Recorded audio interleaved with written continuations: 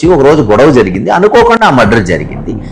2000 సంవత్సరంలో నర్సాపేట వచ్చారు మీరు. 2004లో కాసు కృష్ణారెడ్డి మంత్రి అయ్యాక చక్రం మొత్తం తిప్పింది మహేష్ రెడ్డిను నర్సాపేట రాజకీయాల్లో ఆ రోజుల్లోనే. 100% కరెక్ట్. ఎందుకు అబద్ధం ఎందుకు చెప్పాలి? మహేష్ రెడ్డి ఒక కన్ను నర్సరావుపేట మీద, మరో కన్ను మైనింగ్ మీద. ఒక తప్పు డెసిషన్ తీసుకున్నప్పుడు దానికి అనుభవించక తప్పదు. శతాబ్దాల నర్సరావుపేట చరిత్రలో దశాబ్దాల రాజకీయ చరిత్ర ఉన్న కుటుంబం అది. ఇప్పటికి ముచ్చటగా 3 తరాలు. ముగ్గురు పల్నాటి నాటి పుట్టుకున్న నాయకులే. ఆ వరుసలో 3వ వాడు తాను ముందుకు నడుస్తూ తన వాళ్లను ముందుకు నడిపించేవాడు. రాజకీయ వారసత్వాన్ని బరువుగా కాకుండా బాధ్యతగా మోస్తున్నవాడు. తండ్రి ఓడిన గురజాల నుండే అసెంబ్లీలోకి అడుగుపెట్టినవాడు. తండ్రి దగ్గర రాజకీయ ఓనమాలు నేర్చుకుని తండ్రిని మించిన తనయుడిగా ప్రశంసలు పొందినవాడు. 5 సంవత్సరాల పాలనా కాలంలో అభిమానుల ప్రశంసలను, ప్రత్యర్థుల విమర్శలను సమంగా స్వీకరించినవాడు గురజాల మాజీ శాసనసభ్యుడు Kasu Mahesh Reddy. Mystery of politics పేరుతో రాకీ మీడియా చేస్తున్న ఈ ఇంటర్వ్యూలో మహేష్ రెడ్డి గారి నుండి మరిన్ని వివరాలు తెలుసుకుందాం. నమస్తే మహేష్ రెడ్డి గారు. నమస్కారం అండి. సినీ రంగంలోకి వెళ్లాల్సిన మహేష్ రెడ్డి రాజకీయాల్లోకి వచ్చారు. మీ అభిమానులు చెప్పే మాట అదేం లేదండి. రాజకీయ కుటుంబంలో పుట్టాం కాబట్టి ఇందాక మీరు చెప్పినట్టు దాదాపు 70-80 సంవత్సరాల నుంచి ఈ ఇల్లు రాజకీయం చూస్తుంది కాబట్టి దీంట్లోకి వచ్చాం. మనం కూడా ఏదో చేయాలి. పెద్దలు బ్రహ్మానంద రెడ్డి గారు, వెంగళరెడ్డి గారు, కృష్ణారెడ్డి గారు హయాంలో ఎన్నో అభివృద్ధి కార్యక్రమాలు ఈ ప్రాంతంలో జరిగినాయి. అలాగ మన హయాంలో కూడా ఎంతో కొంత చేయాలి. వాళ్ళంత పెద్ద పదవులు చేపట్టకపోయినా ఏదో ఒక పదవి తీసుకొని ప్రజలకు మంచి చేయాలనే ఒక మంచి దృక్పథంతోనే రాజకీయాల్లో రావటం జరిగింది. నిజం చెప్పాలంటే రాజకీయాల బురదలో ఇరుక్కున్నాం. మళ్ళీ ఇంకో బురద ఎందుకు మనకి? అంటే పర్చూరు బ్రదర్స్ ఏదో వేదిక మీద మహేష్ రెడ్డి అందగాడు, సినిమాలోకి వస్తే బాగుండేది అన్నారటగా. ఊరికే పాపం అన్నారు. అది కాలేజీకి ఎప్పుడో ఒక ఫంక్షన్, సుబ్రహ్మరెడ్డి గారు పెట్టిన ఫంక్షన్ కొరకు వచ్చినప్పుడు అన్నారు. అది 3 దశాబ్దాలుగా నర్సాపేట రాజకీయాల్లో 2 కుటుంబాలే ఉన్నాయి. 2014లో మొదటిసారి ఫీల్ అయ్యారా మీరేమన్నా? ఎందుకంటే ఫీల్ అవటం ఇది ఏమన్నా మన జాగీరా రాజకీయం అనేది. ప్రతి మనిషికి, ప్రతి పార్టీకి, ప్రతి నాయకుడికి ప్రజలు అవకాశాలు ఇస్తుంటారు. దాన్ని మనం పాజిటివ్గా తీసుకోవాలి. ఎప్పుడు మనమే ఉంటాం, ఎల్లకాలం మనమే అవుతుందనేది అది పిచ్చి మాట. ఆలోచన ఎవరికన్నా ఉంటే వాడికి నిద్రపట్టదు, అంతే జరిగేది. మనకు అవకాశం ఇచ్చినప్పుడు మనం ఏం చేసాం? ఇప్పుడు గతంలో ఇక్కడే గెలిచాం, కొన్నిసార్లు ఓడిపోయాము. కానీ చేసిన పనులు ఈరోజు మీరు చూస్తే శాశ్వతంగా మిగిలిపోయే పనులు. బ్రహ్మానంద రెడ్డి గారు అంటే గుర్తొచ్చేది నాగార్జున సాగర్, అనేక కాలేజీలు, SSN college, Raghuramaiah Brahmananda Reddy college, పల్నాడులో మీరు చూస్తే 3-4 జూనియర్ కాలేజీలు, డిగ్రీ కాలేజీలు, అనేక కార్యక్రమాలు ఈ ప్రాంతంలో. ఇంకా హైదరాబాద్లో అనేక అభివృద్ధి కార్యక్రమాలు. వెంగళరెడ్డి గారి గురించి మీకు తెలుసు. జిల్లా పరిషత్ చైర్మన్గా ఎన్ని స్కూల్స్, ఎన్ని ఉద్యోగాలు. లేదు కాసు కృష్ణారెడ్డి గారు ఎంపీగా, మంత్రిగా ఉన్నప్పుడు నర్సరావుపేట భూగర్భ డ్రైనేజ్ కానీ, మంచినీటి పథకం కానీ, వెంగళరెడ్డి గారు ఉన్నప్పుడు మొట్టమొదట మంచినీటి పథకం తీసుకొచ్చాం. మొత్తం రోడ్లు వేసాం. కాసు కృష్ణారెడ్డి గారు మంత్రిగా ఉన్నప్పుడు 100% సిమెంట్ రోడ్లు. సో అనేక కార్యక్రమాలు ఈ ప్రాంతంలో చేపట్టాం. లేదు అద్దంకి నార్కెట్పల్లి హైవే, ఆ రోజు కాసు కృష్ణారెడ్డి గారు మంత్రిగా ఉన్నప్పుడు రాజశేఖర రెడ్డి గారిని అడిగితే మాకు కూడా ఒక జాతీయ రహదారి కావాలని ఆయన అద్దంకి నార్కెట్పల్లి హైవే శాంక్షన్ చేశారు. ఇది అదే బ్రహ్మాండంగా ఉంది. లేదా ఆయన ఎంపీగా ఉన్నప్పుడు బ్రాడ్ గేజ్ లైను, ఇలా అనేక కార్యక్రమాలు. అలాగే జగన్మోహన్ రెడ్డి గారు ముఖ్యమంత్రి అవటం, నేను ఎమ్మెల్యే అవటం మొట్టమొదటిసారి గురజాల నుంచి. మరి పల్నాడులోనే మొట్టమొదటి మెడికల్ కాలేజీ తీసుకొచ్చాం. మరి బ్రహ్మాండంగా ఈరోజు అది పూర్తి కాబోతోంది. దాచేపల్లి గురజాల మున్సిపాలిటీలు, Dachepalli Gurazala highway, Piduguralla bypass road, Piduguralla road వెడల్పు, ఎన్నో కార్యక్రమాలు నర్సరావుపేటలో కానీ అక్కడ కానీ శాశ్వతంగా ఉండిపోయేవి. కనుక మనమేమి బాధపడాల్సిన అవసరంలా. ఇది పోయిందే, అది వచ్చిందే, వస్తూ ఉంటుంది, పోతూ ఉంటుంది. 2014 ఎన్నికల నాటికి మీరు కాంగ్రెస్లో ఉన్నారు. అవునండి. ఆ ఎన్నికల్లో కాంగ్రెస్ తుడిచిపెట్టుకుపోయి వైసీపీ, టీడీపీ మాత్రమే ప్రధాన ప్రత్యర్థులుగా ఉంటాయని మీరు ఊహించలేకపోయారా? ఏం లేదండి, అట్టేం లేదు. ఎప్పుడైతే జగన్మోహన్ రెడ్డి గారు పార్టీ వదిలిపెట్టిపోయారో అప్పుడే డిస్టర్బెన్స్ వచ్చింది. వాస్తవంగా ఆ రోజు జగన్మోహన్ రెడ్డి గారు కూడా నువ్వు రా మహేష్, బాగుంటుంది, అందరం కలిసి చేసుకుందాం అంటే. కానీ నాకు వచ్చిన సమస్య ఏంటంటే అది కాసు కృష్ణారెడ్డి గారు మంత్రిగా ఉన్నారు, ఎమ్మెల్యేగా ఉన్నారు. అది ఆయన చివరి టర్మ్. ఇంకా మళ్ళీ పోటీ చేయనని, ఎందుకంటే వయసు రీత్యా నేను కూడా ఇంక ఎదిగొచ్చాను రాజకీయాల్లో, ఇంకా నెక్స్ట్ ఎలక్షన్కి నేను నిలబడతాను అనేది కుటుంబంలో అందరూ అనుకున్నాం, ప్రజలు కూడా అనుకుంటున్నారు. కనుక ఆయన రాజీనామా చేసి అర్ధరంతరంగా, ఎందుకంటే ఇద్దరం ఉండలేం ఈ ఇంట్లో, ఒకళ్ళు అటు ఒకళ్ళు ఇటు ఉండటం అనేది జరిగేది కాదు. ఆయన అర్ధరాంతరంగా రాజీనామా చేసి రాజకీయం ముగిచ్చే బదులు ఆయన టర్మ్ అయిపోయి తర్వాత నా డెసిషన్ నేను తీసుకుందాం అనుకున్నాం. అలా కొనసాగింది. కానీ దురదృష్టకరం, మీకు తెలుసు, కాసు బ్రహ్మానందరెడ్డి గారు ముఖ్యమంత్రి పదవిని ఆంధ్ర రాష్ట్రాన్ని ఉమ్మడిగా ఉంచడానికి తాగిచ్చాడు. ఆ రోజు మెజారిటీ ఎమ్మెల్యేలు ఆయనతో ఉన్నారు. కానీ తెలంగాణ వాదం రావటం, సరే ఒక తెలంగాణ వ్యక్తికి అవకాశం ఇద్దాం, ఈ వాదం తగ్గుతుందేమో, రాష్ట్రం ఉమ్మడిగా ఉండాలని ఆయన ముఖ్యమంత్రి పదవి, అంతకన్నా పెద్ద పదవులు కాదు కదా. మరి అటువంటి కుటుంబం ఇది. కానీ వాళ్ళు ఎప్పుడైతే ఆంధ్ర రాష్ట్రాన్ని చీల్చారో మాకు అర్థమైంది, కాంగ్రెస్ పార్టీ ఆంధ్ర రాష్ట్రంలో కనుమరుగు కాబోతుంది. సరే అయినా పర్లేదు, మనం అంత బాధ్యత మనం ఉందాం, చేయగలిగింది ఏం లేదు కదా. ఇప్పుడు ఒక తప్పు డెసిషన్ తీసుకున్నప్పుడు దానికి అనుభవించక తప్పదు. 2014 జగన్ విజయం తర్వాత తండ్రిని మాత్రం కాంగ్రెస్లోనే ఉంచి మహేష్ రెడ్డి మాత్రమే పార్టీ మారాడు వైసీపీలోకి. 2016లో అప్పుడు ఏం జరిగిందంటే, జగన్మోహన్ రెడ్డి గారు వాళ్ళ తరఫున మనుషులు రావచ్చు కదా, బాగుంటుంది పల్నాడులో. అప్పుడు కొంతమంది ఎమ్మెల్యేలు వైఎస్ఆర్సీపీని డ్రిఫ్ట్ అవుతుండే, దాదాపు 10-15 మంది ఎమ్మెల్యేలని తెలుగుదేశం లాక్కెళ్తుంది. సో బహుశా ఆ కోణంలో కొంతమందిని, కొంచెం బలమైన కుటుంబాలని తీసుకోవాలని ఒక వ్యూహం అయి ఉండొచ్చు, సన్నిహితం సంబంధాలు ఉండుండొచ్చు. ఒకళ్ళిద్దరు నన్ను అడగటం, నేను కూడా సానుకూలంగా, ఎందుకంటే జగన్మోహన్ రెడ్డి గారు అంటే చిన్నప్పుడు నుంచి చూసిన వ్యక్తిని, రాజశేఖర రెడ్డి గారి తనయుడు, పైగా కాంగ్రెస్ వాళ్ళంతా మెజారిటీ వాళ్ళు వైఎస్ఆర్సీపీలో జాయిన్ అయ్యారు. అదే కోణంలో నేను వాళ్ళ ఆహ్వానం తీసుకొని పార్టీలోకి జాయిన్ అయ్యాను. కానీ ఆ రోజు స్పష్టంగా జగన్మోహన్ రెడ్డి గారు కానీ అందరం, కాసు కృష్ణారెడ్డి గారు రిటైర్ అయినట్టు ఇంచుమించు. ఇంకా మీరు చూస్తే ఆ రోజు నుంచి ఈ రోజు వరకు ఒక ప్రెస్ స్టేట్మెంట్ కానీ, పబ్లిక్ మీటింగ్కి పోవటం కానీ, అడ్రస్ చేయటం కానీ లేదు. ఆయన కాంగ్రెస్లోనే రిటైర్డ్ అయ్యాడు. ఇప్పుడు 60-70 సంవత్సరాలు అప్పటికే. ఆయన దాదాపు పుట్టినప్పటి నుంచి కాంగ్రెస్లో ఉన్నాడు. ఆయన మారాలని లేదు, కొత్తగా పదవులు చేపట్టాలని లేదు. సరే ఆయన వారసుడుగా నేను రావటం, జగన్మోహన్ రెడ్డి గారితో కలవటం, పార్టీలో జాయిన్ అవటం, నసరావుపేటలోనే దాదాపు 50-60 వేల మందితో బహిరంగ సభ పెట్టి జాయిన్ అయ్యాం. దీంట్లో ఏమీ దాపరికం లేదు. ఇక్కడ ప్రజలందరికీ తెలుసు, ఇది అండర్స్టూడ్, ఇది ఇలా జరుగుతుంది. అంటే కాసు కృష్ణారెడ్డి సాఫ్ట్, కాసు మహేష్ రెడ్డి మాత్రం దూకుడు. అలా ఏం లేదండి. ఏ మనిషి, ఒక్కొక్క మనిషికి కొన్ని లక్షణాలు ఉంటాయి. ఎస్, నేను నసరావుపేట వచ్చేటప్పటికి నేను 2000 సంవత్సరంలో నసరావుపేటకు వచ్చాను. నా కాలేజు విద్యాభ్యాసం పూర్తి చేసి, అండర్ గ్రాడ్యుయేషన్ పూర్తి చేసి, పోస్ట్ గ్రాడ్యుయేషన్ కూడా ఏసీ కాలేజ్లో లా చదువుదాంలే, ఎందుకంటే ఏసీ కాలేజ్ ప్రెస్టీజియస్, బ్రహ్మానందరెడ్డి గారు అనేక మంది, ఎన్టీ రామారావు గారు అనేక మంది చదివారు, లా నేర్చుకుందామని ఇక్కడ రాజకీయాల్లో మనం నాన్నకు కూడా హెల్ప్ చేస్తూ కార్యకర్తలకి. కానీ ఆ రోజున తెలుగుదేశం చాలా పవర్ఫుల్గా ఉంది వాస్తవంగా నసరావుపేటలో. శివప్రసాద్ గారు దాదాపు 15-18 ఊర్లు రిగ్గింగులు ఉండేవి, బాంబు దాడులు ఉండేవి, దొంగ ఓట్లు ఉండేవి. కాలక్రమేణా 99 ఓడిపోయినా మేము ఎక్కడా పట్టుదల వదలకుండా దొంగ ఓట్లు తీసేయటం నాంది పలికాం. మీరు చూస్తే ఆ రోజున నసరావుపేట నుంచి నాంది పలికితే 42,000 ఓట్లు, ఆ రోజు 2 లక్షల ఓటింగ్లో 42,000 ఓట్లు దొంగ ఓట్లను నసరావుపేటలో తీసేసి ఉద్యమం మొదలు పెడితే ఆంధ్ర రాష్ట్రంలో 93 లక్షల దొంగ ఓట్లు పోయినాయి. ఎలక్షన్ అయిన తర్వాత రాజశేఖర రెడ్డి గారు అన్నారు, అనేక విజయాల కారణాలలో ఇదొక కారణమని. ఎంతో తృప్తినిచ్చింది, ఎందుకంటే అంతా కంప్యూటరైజ్ చేసి నేను ఎలక్షన్ కమిషన్కి నాన్న ద్వారా తీసుకెళ్ళి, ఆ రోజు లిండో గారు ఉండేవాళ్ళు, చూపెట్టి రిగ్గింగులకు కూడా బూతులు తీసుకొచ్చాం. అన్నీ చాలా ఊర్లు రిగ్గింగ్లు ఆపాం. ఆ తర్వాత టీడీపీ దాదాపు 4 సార్లు గెలవలేకపోయింది.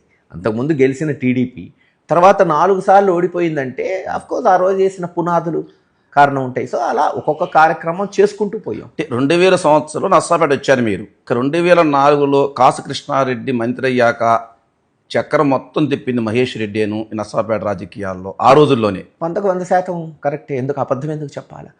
నాన్న పైన చూసుకునేవాడు, మంత్రివర్గం చూసుకునేవాడు, లేదు స్టేట్ వైడ్ ఏమైనా పాలిటిక్స్ పార్టీ, నర్సరావుపేట మొత్తం కూడా నేనే చూసుకునేవాడిని. ఆ రోజు 2004 నుంచి 14 వరకు సాధక బాధకాలు భరించేవాడిని. అంత మాత్రాన పెత్తనం అంతా నాదనన్ను. నేను ముందుండి నడిపించేవాడిని, పెద్దలకి తెలియజేసుకుంటూ అందరినీ కలుపుకుంటూ. మీరు చూస్తే అందుకే కదా 2004 తర్వాత మున్సిపాలిటీలు గెలిచాం, మండలాలు గెలిచాం, అత్యధిక మెజారిటీలు ఆ రోజు ఉమ్మడి గుంటూరు జిల్లాలో. మళ్ళీ 2009లో గెలిచాం. సరే ఆ తర్వాత మీకు తెలుసు, ఇందాక నేను చెప్పినట్టు జగన్మోహన్ రెడ్డి గారు విడిపోవటం, పార్టీ దెబ్బతింటాం, ముఖ్యంగా ఆంధ్ర రాష్ట్రాన్ని విడదీయటం, దాన్ని ఇంకా మనం అధిగమించలేని పరిస్థితి. ఏ విషయాన్నైనా మీరు త్వరగా అర్థం చేసుకుంటారని చెప్పి అధికారి నాతో అన్నారు స్వయంగా. నిజమేనది? అట్టేం లేదండి. అర్థం చేసుకుంటామంటే ట్రై చేస్తాను. నాకు ఒకవేళ తెలియని సబ్జెక్ట్ ఏమన్నా ఉంటే నేర్చుకుంటాను. అంటే నేను ఒకటి నమ్మిన వ్యక్తిని, అంతా మనకి తెలుసు, మనం ఏమి తెలియక్కర్లేదు అనుకునే వ్యక్తిని కాదు. ఎందుకంటే నిత్యం మనం నేర్చుకుంటుండాలి. నేర్చుకుంటుంటేనే కొత్త పరికరాలు ఏంది, కొత్త అలవాట్లు ఏంటి మనకు తెలుస్తుంటాయి. అలా చిన్నప్పటి నుంచి నేర్చుకునే అలవాటు ఉంది కాబట్టి కొంచెం అందరినీ కనుక్కొని దాని ప్రకారం ముందుకు పోతాను. ఈ అవసరం కోసం మీ దగ్గరకు వచ్చిన చక్కగా మాట్లాడి పంపిస్తారటగా? అది లేదంటే అది ఇంట్లో ఫస్ట్ నుంచి అలవాటు మాకు. ఎవరు వచ్చినా సరే కూర్చోబెట్టి మాట్లాడి వాళ్ళు పెద్దవాళ్ళ చిన్నవాళ్ళ ఎంతటి వాళ్ళు అనేది ఉండదు. నేను గురజాల్లో ఎమ్మెల్యేగా ఉన్నప్పుడు కూడా అధికారుల ముందు పెట్టుకొని చిన్న కార్యకర్తలు వచ్చినా, ప్రజలు వచ్చినా, అట్టడిగిన వర్గాలు వచ్చినా వాళ్ళని కూర్చోబెట్టి మాట్లాడేది. ఎందుకంటే అధికారులకు కూడా తెలియాలి వాళ్ళ స్థితిగతులు, వాళ్ళ కుల మతాలు బట్టి కాదు మనం బేరీ చేసేది, వాళ్ళ అవసరాలని బట్టి మనం చర్యలు చేపట్టాలి అనేది ఫస్ట్ నుంచి చేపట్టిన. అందుకని కూర్చోబెట్టి మాట్లాడి పంపిస్తాను. మీరు కార్యకర్తలతో బ్రహ్మాండంగా మాట్లాడతారు, వచ్చిన వాళ్ళకి బాగా ముచ్చట చెప్తారు. అందుకే 2019 ఎన్నికల్లో టీడీపీ కావచ్చు, వైసీపీ కావచ్చు, అందరూ డబ్బులు వెజలితే కాసు మహేష్ రెడ్డికి మాత్రం ఎదురు పెట్టారు గురజాల నియోజకవర్గ ఓటర్లు, వైసీపీ కార్యకర్తలు. ఈ రోజు కాదండి, 70-80 సంవత్సరాల నుంచి బాగా మాటలు చెప్తామా, ముచ్చట చెప్తామా కాదు, బాగా పనులు కూడా చేస్తాము. ఇందాక నేను చెప్పినట్టు ఎవరు వచ్చినా ముందు మాట ముఖ్యం, మర్యాద ముఖ్యం. ప్రతి మనిషి పని అవుతుందనే రాడు, అతను కోరుకునేది గౌరవం. అది ఫస్ట్ నుంచి ఇల్లు ఇచ్చింది కాబట్టి మా దగ్గర డబ్బు లేకపోయినా, వాస్తవంగా కాసు కుటుంబం అనేక పదవులు చేసింది, కానీ ఎక్కడా కోట్ల ఆస్తి లేదు. అయినా మేము రాజకీయాల్లో నిలదొక్కుని ఇన్ని రోజులు రాజకీయం చేస్తున్నాం అంటే అది ఆ మంచితనం, ప్రజల అభిమానం జరుగును బట్టి. ఇంకా మీరు గురజాల గురించి చెప్తే ఒక్కటి నిజం, నేను పెట్టిన డబ్బుల వల్ల అక్కడ గెలవలేదు, ప్రజల అభిమానం వల్ల, కార్యకర్తల రెక్కల కష్టం వల్ల గెలిచాను. నేను ఏ రూపాయి ఖర్చు పెట్టినా ఆ రూపాయికి 10 పైసలో 15 పైసలో దాన్ని కలిపి ఖర్చు పెట్టారు అక్కడున్న నాయకులు. ఏ కులం వాళ్ళైనా, ఏ మతం వాళ్ళైనా, ఏ గ్రామం వాళ్ళైనా అంత అభిమానంగా చేశారు ఎలక్షన్స్. కనుక నాకు ఎక్కడా ఒక ప్రాబ్లం కానీ, ఒకడు మోసం చేసినట్టు కానీ ఉంటాయి, ఒకళ్ళిద్దరు ఉండొచ్చు. నేను చెప్పేది 95 to 98% మంది 2019 ఎలక్షన్ తీసుకోండి, రేపు మొన్న 2024 ఎలక్షన్ తీసుకోండి, ప్రతి కార్యకర్త, ప్రతి నాయకుడు నిబద్ధతతో పనిచేశాడు. మహేష్ రెడ్డి ఒక కన్ను నరసరావుపేట మీద, మరో కన్ను మైనింగ్ మీద, నిజమేనా మాట?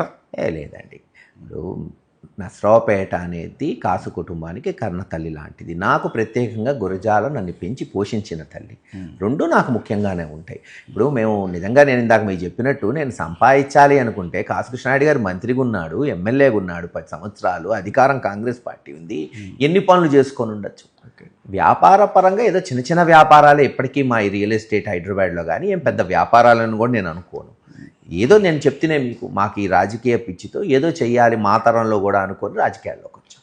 సాగర్ సిమెంట్స్ వద్ద 10 ఎకరాలు మీ బినామీ పేరు మీద మైనింగ్ జరుగుతుంది అనేది లేదండి. సాగర్ సిమెంట్స్ వాళ్ళు ల్యాండ్ అమ్ముతుంటారు, మా బంధువులు కొంతమంది కలిపి కొనుక్కున్నారు, వాళ్ళకి నేను మధ్యవర్తిగా ఉండి కొనిపించాను, అంతేగాని ఇంకా మైనింగ్ కూడా జరగట్లేదు దాంట్లో.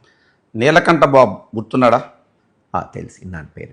మైనింగ్ తగాదాల్లో దాచేపల్లిలో మీ పార్టీ వాళ్ళ చేత హత్య గావించబడ్డ వ్యక్తి. అవునండి, పాపం అన్యాయం, పాపం ఆ కుర్రోడు వాళ్ళ కుటుంబానికి కూడా మనం ఆదుకున్నాం. ఆ రోజు ఏం జరిగిందంటే, వాస్తవంగా మైనింగ్ ఎప్పుడు కూడా వడేరాజులు చేయరు, వాళ్ళు ఓన్లీ కూలీలుగా ఉంటారు. మనం ఏం చేసామంటే వడేరాజులకే వాళ్ళ సొసైటీకి ల్యాండ్ ఇప్పించి వాళ్ళే చేసుకునేటట్టు చేసాం. కానీ ఆ చేసుకునే క్రమంలో వాళ్ళ కొన్ని మనస్పర్ధలు వచ్చి ఒకరోజు గొడవ జరిగింది, అనుకోకుండా ఆ మర్డర్ జరిగింది. అఫ్కోర్స్ తర్వాత ఆ చేసిన వాళ్ళు అందరూ కూడా పాపం దానికి బాధపడటం, వాళ్ళు మళ్ళీ సయోధ్య కావటం తప్పే. ఏదైనా ఒక మనిషి ప్రాణం పోయింది, ఒక బిడ్డను తీసుకురాలి, అన్యాయం అయితే జరిగింది. మీ కార్యకర్తలు రమేష్ రెడ్డి జక్క మైనింగ్ చేసే శ్రీనివాసపురంలో ఒక పిల్లవాడు ఈతకెళ్ళి చనిపోయాడు. రమేష్ రెడ్డి దాంట్లో ఉన్నాడా లేదా నాకు తెలియదు, కానీ ఖచ్చితంగా ఒక క్వారీ, లైసెన్స్డ్ క్వారీ, నేనే లైసెన్స్ ఇప్పించాను. దాంట్లో ఒక పిల్లవాడు ఇద్దరో పాపం పోయి చనిపోయారు. వాస్తవమే, ఈతకు పోయి చనిపోయారు చిన్న పిల్లలు. బహుశా వీళ్ళు కూడా సెక్యూరిటీ అరేంజ్మెంట్స్ తీసుకోవాల్సింది, ఆ పిల్లల తల్లిదండ్రులు కూడా కొంచెం బాధ్యత తీసుకోవాల్సింది. సో ఏది ఏమైనా పిల్లల ప్రాణం పోయింది, ప్రాణాన్ని మళ్ళీ మనం తిరిగి తీసుకోలేము. దురదృష్టకరం అటువంటి ఘటన. పిడుగురాల్లో 6 మెన్ కమిటీ, దాచేపల్లిలో 4 మెన్ కమిటీ, రియల్ ఎస్టేట్లో మొత్తం దందాలు వసూలు చేయటం, దానికి మహేష్ రెడ్డి అండా దండ అనేది 6 లేదు 4 లేదండి. అక్కడ అసలు రియల్ ఎస్టేట్ ఏముంది చెప్పండి? ఏముంటుంది ఆ చిన్న టౌన్స్లో? ఎన్ని ఉత్తి మాటలు, ఏదో అబండాలు వేయాలి ప్రతిపక్షం పార్టీలు. అధికారం ఉన్నప్పుడు వేస్తుంటాయి. రియల్ ఎస్టేటే చేయాలంటే మేము పిడుగురాళ్ళ గురజాలా చేయాలా చెప్పండి? ఇప్పుడు ఉదాహరణకు చెప్తా, నసరావుపేటలో కాసు బ్రహ్మానందరెడ్డి గారు ఉన్నప్పుడు మన కాసు రాఘవమ్మ బ్రహ్మానందరెడ్డి కాలేజ్ ఆ రోజు గవర్నమెంట్కి డబ్బులు ఇచ్చి ల్యాండ్ తీసుకున్నారు. దాదాపు 1,00,000 కట్టారు. మరి కాసు బ్రహ్మానందరెడ్డి గారు ఉన్నప్పుడే జూబ్లీ హిల్ సొసైటీ ఫామ్ అయింది ఆయన ఉన్నప్పుడే. అంటే ఆ రోజు గజం రూపాయి. ఇక్కడ కట్టిన 1,00,000 కనుక ₹1,00,000 అనుకుందాం పోనీ. అప్పుడే హైదరాబాద్లో జూబ్లీస్లో ఇన్వెస్ట్ చేస్తుంటే 1,00,000 గజాలు, సారీ, అంటే 20 ఎకరాలు, రూపాయి గజం అంటే 1,00,000 గజాలు, 4,840 గజాలు ఒక ఎకరం అంటే 20 ఎకరాలు వచ్చింది. ఈ రోజున 3,000 కోట్ల ఆస్తి. సో ఆ ఆలోచన అది ఫార్చునేటా తెలియదు కానీ మా కుటుంబంలో రాలేదు. మాకు అంత అబ్బలేదు. ఆ వ్యాపారం చేయాలి, కసిగా సంపాదించాలి, ఉండాలి. అది లేకపోతే ఈరోజు బతకలేం, ఉన్న వాస్తవం. కానీ ఎందుకో అంత కసి రాలేదు. మరి శంకరాపురంలో వన్ హాస్పిటల్స్ వారికి 100 ఎకరాలు మైనింగ్ కేటాయించారు. దాంట్లో ప్రధాన భాగస్వామి మహేష్ రెడ్డి అనే విమర్శ ఎందుకు వచ్చింది? లేదండి, అది వాళ్ళు లైసెన్స్ పెట్టుకున్నారు గవర్నమెంట్ది, వాళ్ళు ఫ్యాక్టరీ కట్టుకున్నారు. ఎస్, నేను హెల్ప్ చేశాను, అంతేగాని దాంట్లో నాకు రూపాయి పార్ట్నర్షిప్ కూడా లేదు. ఈరోజు వాళ్ళు తెలుగుదేశంలో ఉన్నారు, వాళ్ళు మైనింగ్ చేసుకుంటున్నారు లేదు కూడా నాకు ఐడియా లేదు. గురజాల నియోజకవర్గంలో ముగ్గు మిల్లుల నుంచి కొన్ని వేల టన్నులు దాన్ని ప్రతి అమ్మకం జరుగుతుంటుంది. దాంట్లో ప్రతి టన్నుకి 200 మహేష్ రెడ్డికి సమర్పించాలి. ఏం చెప్పాలి, నవ్వాలా ఆడవాలా తెలియదు ఇటువంటి ఆరోపణలు వింటుంటే. సరే, మనం పబ్లిక్ లైఫ్లో ఉన్నప్పుడు తప్పదు, రాళ్ళు ఇసురుతారు, బురద పూస్తారు, మనం కడుక్కోవాలి, చెప్పాలి. నేను ఇందాక చెప్పా కదా, ఏ రోజు చిల్లరి పని చేయలేదు, చెయ్యను. అంటే ఈ విధంగా పల్నాడులో సంపాదించినటువంటి 500 కోట్ల రూపాయలతో హైదరాబాద్లో నసరావుపేటలో షాపింగ్ మాల్స్ కట్టారు. అది తెలుగుదేశం వాళ్ళు చేస్తున్న ఆరోపణ. నాకు వాస్తవంగా హైదరాబాద్లో నాకు పార్ట్నర్షిప్ ఉన్న ఒక చిన్న ఐటీ పార్క్ ఉంది. అది ఎప్పుడు పూర్తి చేశాం? 2016. అంటే 2016లో నేను కనీసం వైఎస్ఆర్సీపీ పార్టీ కూడా జాయిన్ కాలేదు, దానికి ఎమ్మెల్యే కూడా కాలేదు. మరి అవినీతి ఎట్ట చేస్తాను? రెండోది నసరావుపేటలో షాపింగ్ కాంప్లెక్స్ కట్టామంటారు. మీ అందరికీ తెలిసిన విషయమే, ఎక్కడైనా భారతదేశంలో భూమి విలువ ఎక్కువ బిల్డింగ్ కన్నా. ఇప్పుడు ఇల్లు కట్టుకుంటాం, భూమి 10 రూపాయలు అయితే బిల్డింగ్ 3 రూపాయలు ఉంటుంది. మీకు తెలియదు ఏం కాదు ఇది. ఇప్పుడు ఆ భూమి ఇందాకే చెప్పా, ఎప్పుడు అది కొన్నది 1974, 79లో. 79లో కొన్నారు అనుకుందాం బ్రహ్మానందరెడ్డి గారు. అంటే 4 ఏళ్ల వయసులో.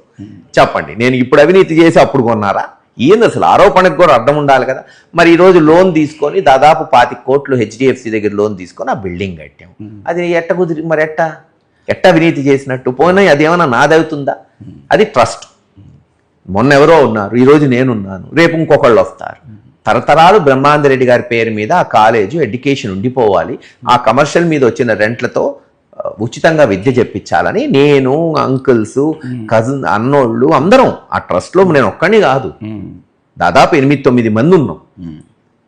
అదే నిజంగా నేనే కట్టుకోవాలి, నేనే డబ్బులు సంపాదించుకోవాలంటే ట్రస్ట్ మీద ఎందుకు పెడతాను? నా సొంత పేరు ఎక్కడన్నా కొనుక్కొని కట్టుకుంటాను కదా. బుర్రనోడు ఎవడన్నా బేసిక్ నాలెడ్జ్ ఉన్నోడు చెప్తాడు. ఎవరైనా డబ్బులు సంపాదించుకున్నాడు అతని పేరు మీద పెట్టుకుంటాడు కానీ ఓ 10 మందిని చేర్చి ట్రస్ట్లో పెట్టాడు కదా. సో ముమ్మాటికి అది ట్రస్ట్ ప్రాపర్టీ. ఈరోజు నేనున్నాను, ఓ 10, 15, 20 సంవత్సరాల తర్వాత ఇంకోళ్ళు వస్తారు. కానీ ఆ బిల్డింగ్లు అలాగే కొనసాగాలి. కొన్ని వందల సంవత్సరాల కాలేజీలు కొన్ని వేల మందికి విద్య చెప్పాలి అనే ఒక మంచి దృక్పథంతో ముందుకు పోతుంది. ఇతర పొలిటీషియన్లకు భిన్నంగా కనిపిస్తారు మీరు, కానీ అరాచకాలకు కేర్ ఆఫ్ అడ్రస్ అనేది విమర్శకులు చెప్పే మాట. అదే చెప్తున్నా కదా, వాళ్ళ విమర్శలు అన్నట్టు మా పార్టీ నాయకులు కూడా కాస్త కూస్త అంత అరాచకం చేస్తే బాగుంటుంది సార్, మీరు బాగుపడతారు అంటారు. కానీ చేయలేమే, కుటుంబం నేర్పించలేదు, ఆ బ్లడ్ జీన్స్ లేవు కాబట్టి చేయలేము. మనసు ఒప్పదు, అయ్యో పాపం అంటాం కానీ వాడు కడుపు కొట్టురా, వీడిని తన్నిరారా అని అనలేము. చేతనైనంత వరకు మంచి చేద్దాం, సరే జరిగేది జరిగిద్ది అనుకుంటాం. అంటే ఇతర పొలిటీషియన్లకు భిన్నమని ఎందుకన్నానంటే, అసెంబ్లీ లాబీల్లో కూడా మీరు టీడీపీ వాళ్ళతో కూడా బాగుంటారంట, బాలకృష్ణ వీళ్ళందరితో బాగుంటారంట. లేదండి, జస్ట్ కలిసినప్పుడు బాలకృష్ణ గారికి నేను ఎవరో తెలుసు, పక్కన కూర్చున్నప్పుడు తెలిసింది. ఆయన కూడా బ్రహ్మానందరెడ్డి గారు అప్పుడు కొన్ని ఆయనకున్న జ్ఞాపకాలు గుర్తు చేస్తూ ఆయనతో ఉన్న ఫోటోలు కూడా చూపెట్టడం జరిగింది. అంతే, ఒక్కసారి కలిసామంతే. ఓకే, మరి ఈ విమర్శ ఏంటి? దాచేపల్లిలో వేకువజామునే పండ్లు పూలు అమ్ముకునే వాళ్ళ బొంకుల్ని బుల్డోజర్లతో కూల్చివేశారు. లేదండి, అది మనం కొట్ల బజార్ అని చరిత్ర కలిగిన దాచేపల్లి పట్టణంలో మెయిన్ రోడ్, దాన్ని వెడల్పు చేసి సీసీ రోడ్డు వేసాం. ఓకే. కానీ ఇది అన్ఫార్చునేట్లీ ఏమైందంటే మెయిన్ రోడ్డు దాచేపల్లికి పోయే రోడ్డు మూసుకుపోయింది. అందుకని మేమేం చేసామంటే అక్కడ ఉన్న పూలు పళ్ళోళ్ళకి పక్కనే ఉన్న సైట్ అలాట్ చేసి అక్కడ షాపులు పెట్టుకోండి అని ఇక్కడ నోటీసులు ఇచ్చి వాళ్ళకి టైం ఇచ్చి తీయటం జరిగింది. బట్ డెఫినెట్లీ ఎవరైనా సరే ఉన్న స్థలం నుంచి కదలాలంటే కొంచెం బాధ కలిగింది, పాపం వాళ్ళ తప్పని నేను అనలేను.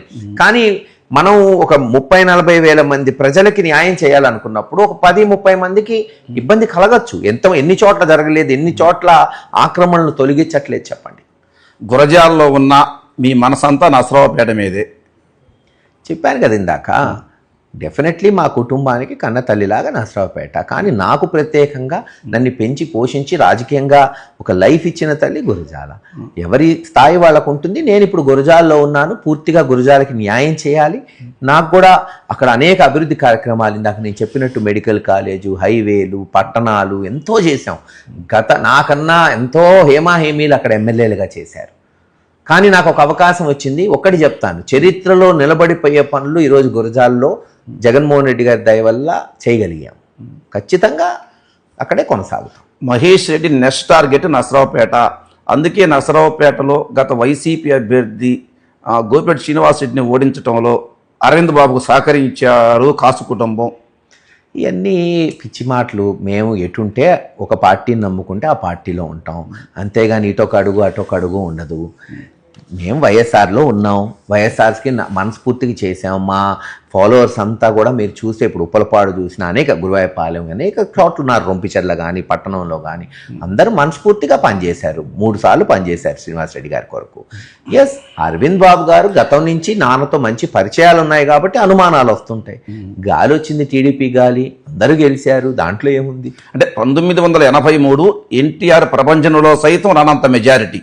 అప్పుడు శివప్రసాద్ గారికి 13.5 మెజారిటీ వచ్చింది. కానీ ఫస్ట్ టైం తెలుగుదేశం పార్టీకి ఇక్కడ 20,000 మెజారిటీ వచ్చిందంటే కాసు కుటుంబం కూడా సహకరించింది తెలుగుదేశానికి అనేది. నేను ఇందాక చెప్పినట్టు మీకు రాష్ట్రం అంతా గాలి వచ్చింది, ఎప్పుడు రాని మెజారిటీలు వచ్చినాయి. ఇప్పుడు మీరు ఏ ఎలక్షన్కి ఆ ఎలక్షన్ పోల్చుకోవాలి. మనం 83లో ఇంతే వచ్చిందే, 89లో ఇంతే వచ్చిందే, లేదు 2004లో కాసు కృష్ణారెడ్డి గారికి 15,000 వచ్చింది, అవన్నీ వేయలేము. ఎందుకంటే ఆ రోజున్న ఓట్లు తక్కువ కావచ్చు, ఈ రోజున్న ఓట్లు పెరిగినాయి.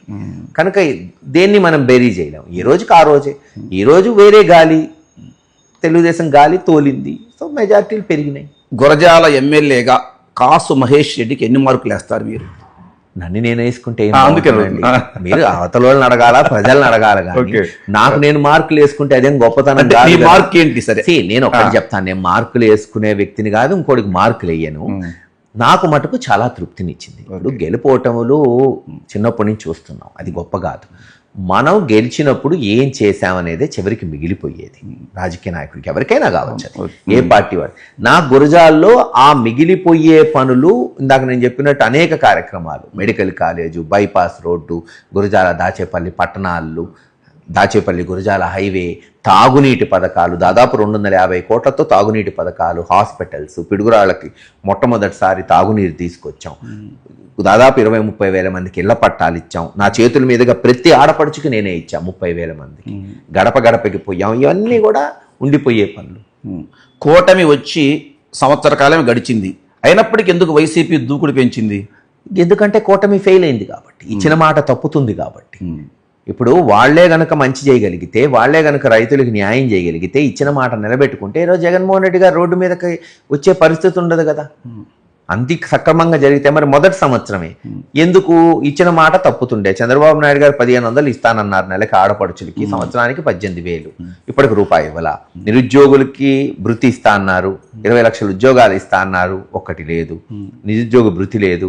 అమ్మకు వడి కూడా జగన్మోహన్ రెడ్డి గారు పొదిలిపోయి గొడవ చేస్తే వెంటనే రిలీజ్ చేశారు. మరి రైతు భరోసా పేరేమో సుఖీబాబా, రైతు సుఖీబాబానో ఏదో పెట్టారు, పేరు మార్చాడు లోకేష్ గారు. మరి అది కూడా ఇప్పటి వరకు లేదు. అన్నదాత సుఖీబాబా మరి ఏది? పోనీ రైతులు పాపం గత సంవత్సరం మీరు తీసుకుంటే పూర్తిగా నష్టాల్లో ఉన్నారు. మరి అందుకని ఈరోజు జగన్మోహన్ రెడ్డి గారు ఎక్కడికి పోయినా, పోలీసులు ఎన్ని ఆంక్షలు పెట్టినా, లేదు పోలీసులు వైఎస్ఆర్సీపీ మీద ఎన్ని కేసులు పెట్టినా, వేల మంది స్వచ్ఛందంగా తరలిస్తున్నారు. వాళ్ళు తప్పులు చేస్తున్నారు. ఒక బాధ్యత కలిగిన ప్రతిపక్షంగా మేము ఎండగడుతున్నాం అంతే. వైసీపీ ఓటమికి వాలంటీర్ల వ్యవస్థ కూడా కారణం అని చెప్పి మీ పార్టీ నాయకులు అక్కడక్కడ అంటున్నారు. నిజమైన మాట. ఇప్పుడు ప్రతి వ్యవస్థలో ప్లస్ మైనస్ ఉంటుంది. వాలంటీర్ వ్యవస్థే కారణం, ఇంకా అనేక కారణాలు ఉండొచ్చు, బట్ వాలంటీర్ వ్యవస్థ మీద ఓవర్ డిపెండెంట్. అంటే వాలంటీర్ వ్యవస్థే చాలా చేయగలుగుతుందని అనుకున్న వల్ల అందరూ అనుకున్నారు, ఒకళ్ళని మనం నిందించడానికి లేదు. వాళ్ళు లేకపోతే మౌతా ఇంత డబ్బు కూడా సక్రమంగా పంపిణీ చేయాలంటే అది కూడా అంత ఈజీ కాదు. కానీ అలాగని రాజకీయం మొత్తం కూడా వాళ్ళ చేతుల్లో పెట్టడం దెబ్బ కొట్టింది. రాజకీయం అనేది శాంక్షన్ చేయించటం కానీ, ప్రజలకి అందుబాటులో తీసుకురావటం కానీ, వాళ్ళకి ప్రతి విషయంలో రాజకీయ కోణంలోనే పోవాలి. అక్కడున్న సర్పంచులు, నాయకులు, కౌన్సిలర్లు, మండల్ ప్రెసిడెంట్లు వాళ్ళ ద్వారా జరిగి శాంక్షన్లన్నా సరే, పంపిణీ ఎవరి ద్వారా జరగని, అది పెద్ద పట్టించుకోవాల్సిన విషయం కాదు. శాంక్షన్ చేసేటప్పుడన్నా నాయకులు ప్రమేయం ఉంటే బహుశా ఈ రకమైన ఫలితాలు ఉండేవి కాదేమో అని అందరిలో ఉంది. అరిచే కుక్క కరవదు, ఓరక రఫా నరకండి అనకండి. అధికారానికి వచ్చిన రోజే మీ పని మీరు చెయ్యండి, తర్వాత వెళ్ళి వాళ్ళని సముదాయించండి అని మీ పేరు నాని అన్నారు. సరే, మాజీ మంత్రి నాని గారు ఒక మాట అనుండొచ్చు, బట్ దాన్నే ప్రామాణికం కాదు కదా. ఎవరిష్టం వాళ్ళు చెప్తుంటారు. ఒక్కొక్క నాయకుడు ఒక్కొక్క విధానం చెప్తుంటాడు. గతంలో జగన్మోహన్ రెడ్డి గారు ముఖ్యమంత్రి అయిన తర్వాత ప్రశాంతంగా నడిచింది రాష్ట్రం, ఎక్కడ వెంజెన్స్ పాలిటిక్స్ లేదు. కానీ ఈరోజు తెలుగుదేశం మీరు చూస్తున్నారు, ఈ సంవత్సరంలో సోషల్ మీడియా వాళ్ళ కేసులు కానీ, ఎక్స్ఎమ్మెల్యేలు, మంత్రులు కేసులు పెట్టడం, మళ్ళీ పీటీ వారెంట్లు 103-4 కేసుల్లో ఒక సేడిస్ట్ అట్మాస్ఫియర్తో నడుస్తుంది ఈ ప్రభుత్వం. నేను మొన్న చెప్పినట్టు ఫ్రాక్షనిజం అనేది ఒక గ్రామంలోనో ఒక నియోజకవర్గంలో ఉండేది, కానీ ఈరోజు అది రాష్ట్ర లెవెల్లో తీసుకొచ్చింది తెలుగుదేశం ప్రభుత్వం, చంద్రబాబు నాయుడు గారు. ఖచ్చితంగా రేపు ప్రతి యాక్షన్కి రియాక్షన్ ఉంటుంది. ఇలాగే చేస్తూ పోస్తే ఇప్పుడు తెగింపు వస్తుంది, విప్లవం వస్తుంది. ప్రజలు ఊరుకుంటారని నేనైతే అనుకోవట్లే. ఈసారి 2029 టార్గెట్ ఏనా మీ ముందు? ఇప్పుడు ఎవరికైనా అంతే కదండి. ఇప్పుడు ఉన్న నిజం మాట్లాడుకోవాలి. రాజకీయ నాయకులు ఉన్నది ఈ రోజున పార్టీ అధికారంలో తేడానికి, 4 మంచి పనులు చేయడానికి. ఖచ్చితంగా 2029లో జగన్మోహన్ రెడ్డి గారు సీఎం అవుతారు, వైఎస్ఆర్సీపీ పార్టీ అధికారంలోకి వస్తుంది. నరసరావుపేట వస్తారా, గురజాలలో ఉంటారా? గురజాల్లోనే పోటీ చేస్తానండి. ధన్యవాదాలు సార్, రాకీ మీడియా ఇంటర్వ్యూలో సహకరించినందుకు. Thank you.